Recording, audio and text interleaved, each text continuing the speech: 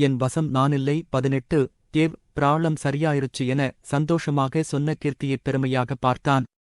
நான் இன்னிக்கு ஈவனிங் உன்னோட உட்கார்ந்து அந்த பிரச்சனையை சரி செய்யலாம்னு நினைச்சேன். நீயே சால்வ் செஞ்சிட்டேயா? கிரேட் ஜாப் என மகிழ்ச்சியுடன் கை நீட்டினான் தேவ். தாங்கஸ் என அவனது கையைப் பற்றி லேசாக குலுக்கினாள். எப்படி சரி செஞ்சே என அவன் அடுத்து கேட்ட கேள்வியில் தடுமாறிப் போனாள். கதருக்கும் தேவிற்கும் இடையே ஏதோ பெரிய பிரச்சனை என்று ஒரு வாரம் முன்பு ஹெச்ஓஆர் பாவனா சொன்னது நினைவில் வந்தது. கதிர்தான் பிரச்சனையை சரி செய்தான் என சொன்னால் தேவ் கோபப்படலாம் என நினைத்தாள்.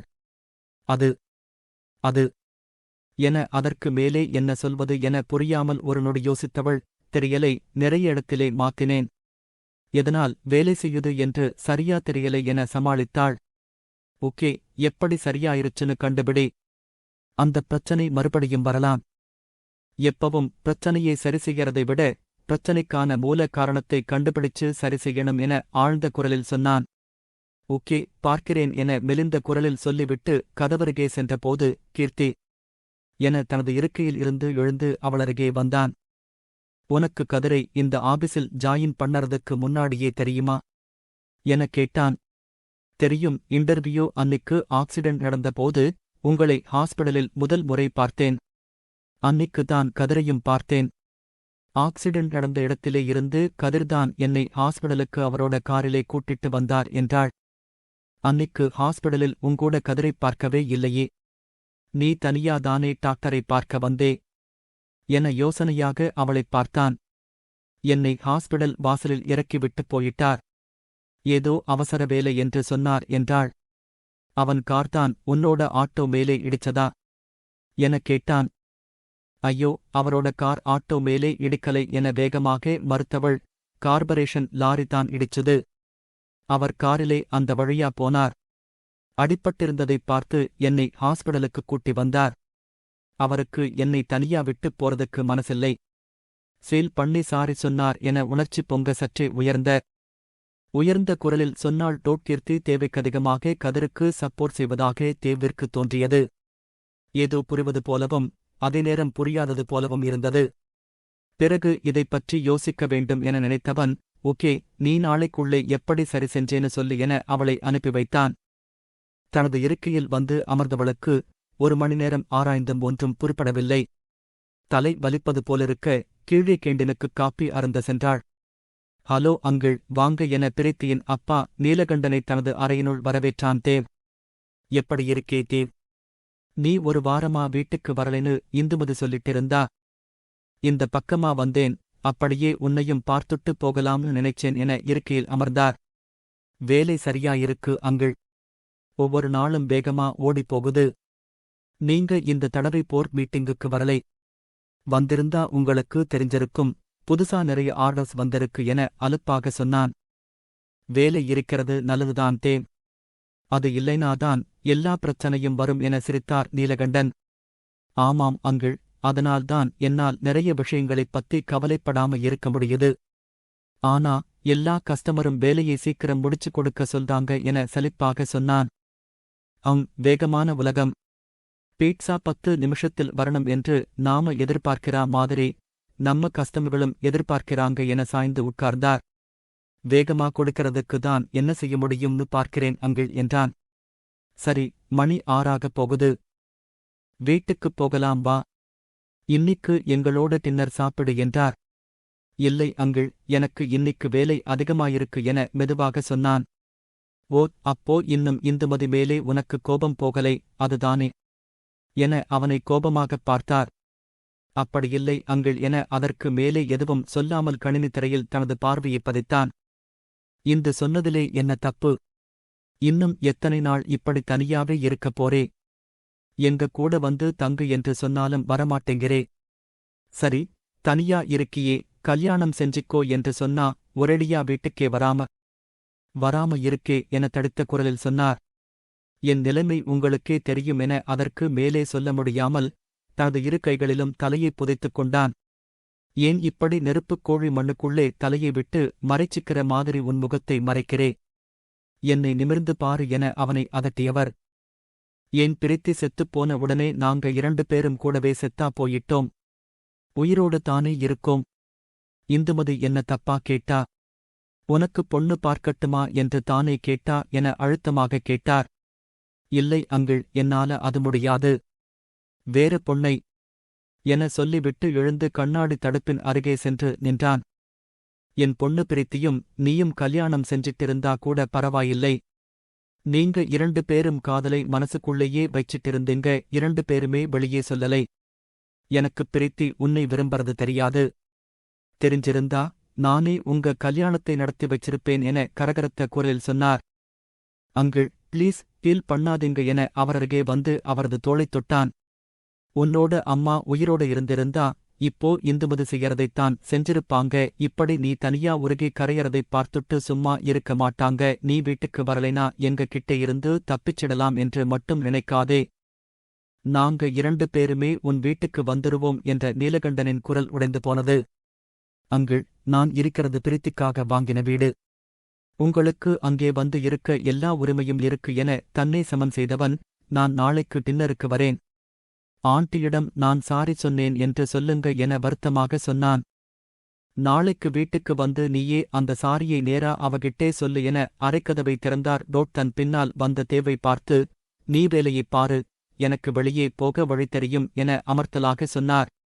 இருக்கட்டும் அங்கிள், நான் வாசல் வரைக்கும் வரேன் என அவருடன் கூடவே நடந்தான் தேவ். கீழே கேண்டீனில் காப்பி குடித்துவிட்டு தனது தடத்திற்கு வந்த கீர்த்தி எதிரே ஒரு நடுத்தர வயது மனிதருடன் தேவை பார்த்தாள். தேவை பார்த்து நட்பாக சிரித்துவிட்டு சென்ற கீர்த்தியை யோசனையுடன் பார்த்தார் நீலகண்டன்.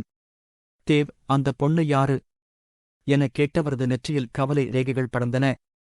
புதுசா சேர்ந்திருக்கா? ஃப்ரெஷர் என்றான். சென்னையா என கேட்டவரை புரியாமல் பார்த்தவன், சரியா தெரியலை. ஆனா சென்னை இல்லை. ஏன் கேட்கிறீங்க என கேட்டான். எனக்கு ரொம்ப தெரிஞ்ச பொண்ணு மாதிரி இருக்கா, ஆனா யாருன்னுதான் தெரியலை என நெற்றியைத் தேய்த்தார். ஓ, உங்களுக்கும் அப்படித்தான் இருக்கா? எனக்கும் ஷாலினிக்கும் கூட அப்படித்தான் தெரிஞ்சவ மாதிரி இருக்கா, ஆனா ஏன் என்றுதான் தெரியலை என்றான். யாரா இருக்கும்? அந்த பொண்ணோட பேரு என்ன என லிப்ட் அருகே நின்றார். கீர்த்தி என்றான் தேவ். கதிர் எதைச் சரி செய்தான் என இரவு 8 மணி வரை முயன்றும் கீர்த்தியால் கண்டுபிடிக்க முடியவில்லை. தேவிடம் கண்டுபிடிக்க முடியவில்லை என்று சொல்லவும் தயக்கமாக இருந்தது. 4 மணி நேரம் முன்புதான் கிரேட் ஜாப் என்று அவளைப் பாராட்டியிருந்தான். அவனிடம் சென்று கண்டுபிடிக்க முடியவில்லை என நிற்க கஷ்டமாக இருந்தது. இப்போதைக்கு இருக்கும் ஒரே வழி கதிரிடமே சென்று என்ன செய்தான் என கேட்பதுதான். ஆனால் அவனும் முடிந்தால் கண்டுபிடி என்று சவாலாக சொல்லியிருந்தான். அவனிடம் தோல்வியை ஒத்துக்கொள்ள மனம் இடம் கொடுக்கவில்லை. கதிர் தன்னை திறமையில்லாதவள் என நினைத்துக் கொள்வதை அவள் சற்றும் விரும்பவில்லை. கீர்த்தி மணி 8:30 போகுது, நீங்க வீட்டுக்குக் கிளம்பலையா எனக் கேட்டான் சந்திரகுமார். கிளம்பிட்டிருக்கேன் சந்திரா. ஒரு ப்ராப்ளம் என்றவள், எதையோ மாத்தினேன். அப்புறம் வேலை செய்யுது. ஆனா எதனால வேலை செய்யுதுன்னு தெரியலை என குழப்பமாக அவனைப் பார்த்தாள். ஓ, அப்படியா, எப்போ அதை மாத்துனீங்க? டைம் தெரிஞ்சா சொல்லுங்க என அவளது கணினியை தன் பக்கம் திருப்பினான். 3:30 மணி இருக்கும். நான் அதையும் பார்த்தேன் சந்திரா. அந்த நேரத்திலே எந்த பைலும் மாறினா மாதிரி தெரியலை என சலிப்பாக சொன்னாள். 10 நிமிடம் அவளிடத்தில் அமர்ந்து தீவிரமாக கணினியில் ஆராய்ந்தவன், கீர்த்தி, இந்த ஃபைல் மாறியிருக்கு. ஆனா இது வேற இடத்திலே இருந்திருக்கு, அதனால் பார்க்காம மிஸ் பண்ணிட்டீங்க என்றவன். இது எல்லா ஃபிஷ்ஷும் செய்யற மிஸ்டேக் தான். பிரச்சனை இருக்கிற இடத்திலே மட்டும் பார்க்கிறது, மற்ற இடத்திலே விட்டிருவீங்க என்றான். ஓகே தாங்க்ஸ் என்றவளை யோசனையாகப் பார்த்தவன், கீர்த்தி, இந்த ஃபைல் அங்கே இருக்கு என்று கூட உங்களுக்குத் தெரியலை.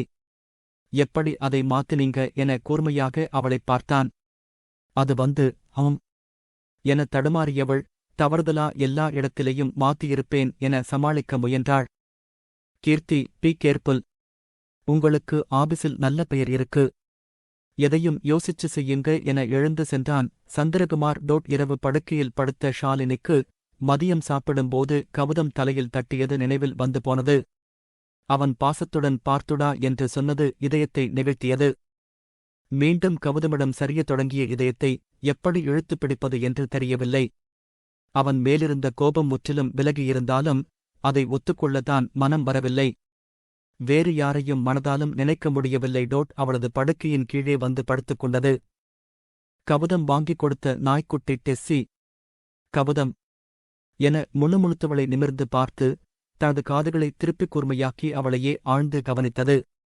கபுதம் மிஸ் யூ என்றவளது கண்களிலிருந்து அவளை அறியாமல் நீர் வழிந்தது. அவளது அறையிலிருந்த டெரஸின் டேபிளின் கீழ்த்திராயரை தனது காலால் இழுத்தது. அதில் இருந்த கபுதமின் போட்டோவை வாயில் கவ்வி எடுத்த டெஸ்ஸி ஷாலினியிடம் கொண்டு வந்து அதை நீட்டியது. அதை கையில் வாங்கி தன் நெஞ்சோடு அணைத்தபடி கதறி அழுதாள். 5 நிமிடத்திற்குப் பிறகு அவளது அறை கதவு திறக்கும் சத்தம் கேட்க அழுதப்படி நிமிர்ந்தாள் ஷாலினி. ஷாலு, இன்னும் எத்தனை நாளைக்கு இப்படி சீன் போடுவே என கோபமாகக் கேட்டாள் யாழினி. அத்தானோட போட்டோவை கட்டிப்பிடிச்சு அழறதுக்கு அவரை நிஜமாகவே கட்டிப்பிடிச்சிருந்தா என்றவளை அழுகையை நிறுத்தி முறைத்தாள் ஷாலினி. ஏய், என்ன முறைக்கிறே? நான் ஒன்னும் கவுதம் அத்தான் இல்லை, நீ முறைச்சா பயப்படறதுக்கு என்றவள். உன்னால எனக்குதான் வீட்டிலே டார்ச்சராயிருக்கு. நீ கல்யாணம் செஞ்சிக்க மறுத்துட்டதால இப்போ எனக்கு மாப்பிள்ளை பார்க்கிறாங்க என வெறுப்பாக சொன்னவள். உனக்கு நான் ஒரு வாரம் டைம் தரேன். ஒழுங்கா அத்தானோட பேசி சீக்கிரம் கல்யாணம் செஞ்சிக்க இல்லைனா என இழுத்தாள். இல்லைனா என்ன செய்வே என படுக்கையில் எழுந்து உட்கார்ந்து கோபமாகக் கேட்டாள். என்ன செய்வேனா? போன மாசம் உன் பர்த்டே அன்னிக்கு ராத்திரி இதே மாதிரி அவர் போட்டோவை கட்டிப்பிடிச்சு அழுதியே, அதை வீடியோ எடுத்து வச்சிருக்கேன். அதை கவுதமுக்கும் அவங்கம்மாவுக்கும் அனுப்பியிருவேன் என மிரட்டினாள். அனுப்பு, பயந்துருவேன்னு நினைச்சியா? நான் அதை 3 வருஷத்திற்கு முன்னாடி எடுத்த பழைய வீடியோ என்று சொல்லியிருவேன் என கண்களைத் துடைத்தாள் ஷாலினி. ஷாலு ஷாலு அன்னிக்கு நீ உங்க அருமை அத்தை பர்த்தேவுக்கு வாங்கிக் கொடுத்த புடவையை கட்டியிருந்தே, பக்கத்திலே இந்த டெஸ்ஸி நின்னுட்டிருந்தது. 3 வருஷத்திற்கு முன்னாடி டெஸ்ஸி ஒரு குட்டி நாய். நம்ம கால் அளவு சின்னதா இருந்தது, இப்போ உன் படுக்கை அளவு ஹைட்டா வளர்ந்துருச்சு என நக்கலடித்தாள். நீ அப்படியெல்லாம் செய்ய மாட்டே. எனக்கு உன்னை நல்லா தெரியும். நீ என் மேலே எத்தனை பாசம் வச்சிருக்கேன்னு தெரியும் என யாழினியை பாசமாக பார்த்தாள். தோ தா இந்த அக்கா தங்கை சீன் எல்லாம் நீ எனக்கு பிரச்சனை கொடுக்காத வரைக்கும்தான். உன்னால் எனக்கு ஏதாவது பிரச்சனை வந்துச்சுன்னா நான் தான் உன்னை முதலில் போட்டுக் கொடுப்பேன் என்றவள். ஷாலு, நான் விளையாடலை. உனக்கு ஒரு வாரம்தான் டைம் என்றாள் யாழினி.